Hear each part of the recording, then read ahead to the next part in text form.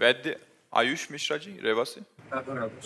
राधा वल्लभ श्री हरिवंश महाराज जी। महाराज जी, प्रेम लक्षणा भक्ति के मार्ग के साधकों को किसी भी सुख दुख का अनुभव करने पर क्या ये सोचना चाहिए कि ये मेरे पूर्व जन्म के कृत कर्म है, और या जोई जोई प्यारो करे सोई मोहि भावे, इस भावना से युक्त होना चाहिए? दोनों बातें सही हैं, दोनों बातें सही हैं। पूर्व के कर्म के अनुसार ही विधान बनता है, ये शास्त्रीय सिद्धांत है। और भक्ति का सिद्धांत है कि भगवान के विधान के द्वारा हमें सुख और दुख देखना पड़ता है। हमारे भगवान हमको मजबूत करना चाहते हैं।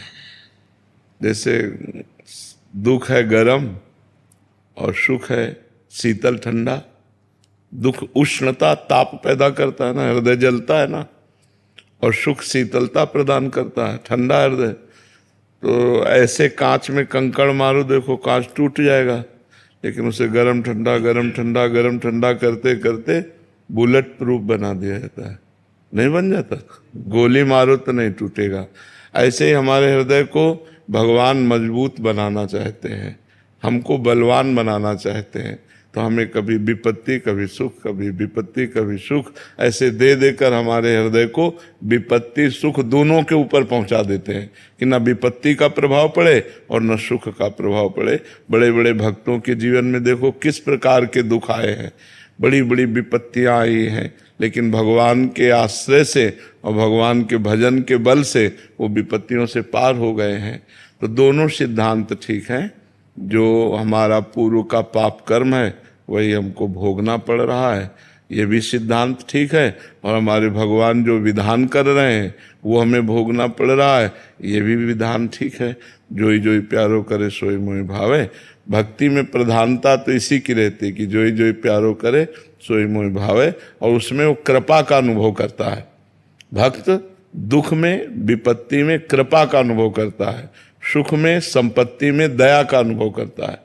जब सुख संपत्ति मिलती है तो भगवान दुलार कर रहे हैं, और जब दुख विपत्ति मिलती है तो भगवान हमें मजबूत कर रहे हैं। तो वो कभी भगवान में दोष दर्शन नहीं करता, भगवान के विधान को मंगल मान करके सहता है। सहत सहत बाढ़े भगत गृह तन गुरु हितगार। जो जितना सहनशील होता है उतने उसकी भक्ति बढ़ती चली जाती है। तो भगवान हम कमजोर लोगों को मजबूत बना रहे हैं, हमें परिपक्व कर रहे हैं, अपने प्रेम रस के पान करने के योग्य हृदय बना रहे हैं। हमें ऐसी भावना करनी चाहिए।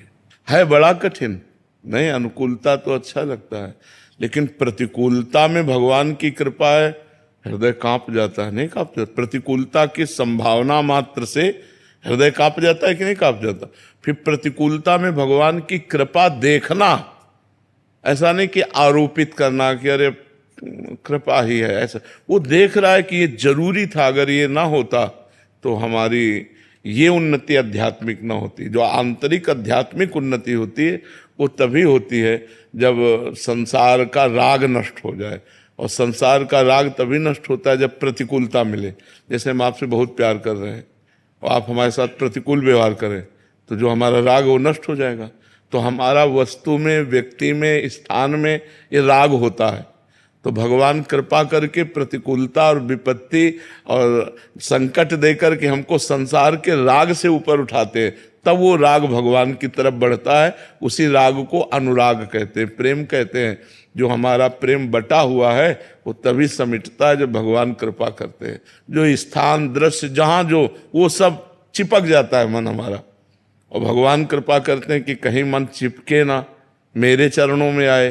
तो सब जगह से विपत्ति प्रतिकूलता, कोई अपनापन नहीं, तो वो भागता है भगवान की तरफ कि कोई तो अपना होना चाहिए। तो लगता है भगवान के सिवा हमारा कोई नहीं है, और वास्तविक भगवान के सिवा कोई नहीं है। सब स्वार्थ के बंदे हैं। स्वार्थ नहीं, पूर्ति होने वाली तो तुम्हें पहचानेगा नहीं सगा भाई भी, और स्वार्थ की पूर्ति हो रही तो सब कोई पहचान लेगा। स्वार्थ की पूर्ति में ही संसार प्रेम मानता है, और भगवान निस्वार्थ प्रेम करते हैं। भगवान ने ही हमको सब कुछ दिया, हम उनको क्या देंगे? हमें जीवन धन खान पान जो भी भगवान ने ही तो दिया है, हम उनको क्या दे सकते हैं? तो भगवान अहेतुकी कृपालु हैं, अहेतुकी कृपा करते हैं। पर कभी कभी कृपा का इतना भयानक रूप होता है कि सह पाना बहुत कठिन होता है। वो भगवान ही सहा दे, नहीं इतना भयानक रूप कृपा का आता है, लगता है अब तो नष्ट हो गया, अब तो मर गए, अब तो क्या। पर वास्तविक वो कृपा होती है, पर भयानक रूप में कृपा आती है। जैसे मानो प्रहलाद जी के ऊपर कृपा है, अब कितना कष्ट दिया हिरण्यकश्यप ने, तो अगर कष्ट न दिया होता तो भगवान की महिमा कैसे प्रकाशित होती, प्रहलाद जी का भक्तराज पद कैसे होता। पर वो सब कृपा है, पर इतनी भयानक कृपा थी कि जिसको सुन पाना कठिन लगता है, सह पाना तो बहुत कठिन। विष पिलाया गया, सांपों से डसवाया गया, पर्वत के नीचे दबाया गया, जल में डुबाया गया, आग में जलाया गया, तलवार से काटने का प्रयास, क्या क्या हाथी से कुचलाया गया, कृत्या उत्पन्न करवाई, मारण का प्रयोग किया गया, लेकिन बाल बांका नहीं हुआ। भगवान के भरोसे सब बच गए। तभी उनको हम पहली श्रेणी में, भक्तों की जब नामावली गाते हैं तो पहली श्रेणी में भक्तराज प्रहलाद, नारद, पराशर, पुंडरीक, व्यास, अम्बरीश, शुक, शौनक, भीष्म, दाल, तो सबसे पहले किसका आया?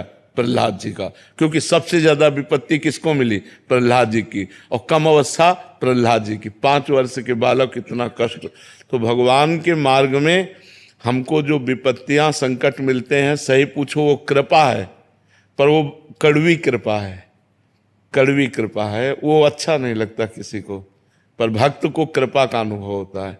प्रतिकूलता बहुत बड़ी कृपा है, पर वो समझ में नहीं आती, वो बड़ी भयावह होती है, इसको समझना कठिन है।